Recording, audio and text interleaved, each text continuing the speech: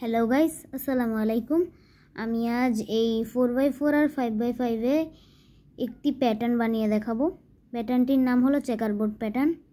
তোমরা এর আগের ভিডিওটাতে দেখেছিলে আমি 3x3 তে চেকারবোর্ড প্যাটার্ন বানিয়েছিলাম।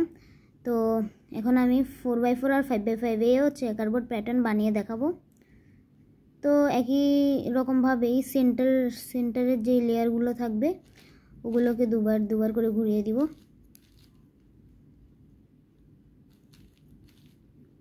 এই যে এখানে হয়ে গেছে, আবার আমরা 5x5টাতে করে নিব।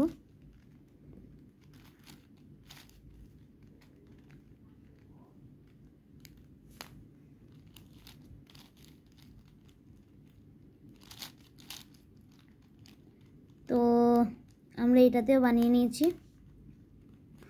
দেখুন কি সুন্দর লাগছে দুটোটি কিউব।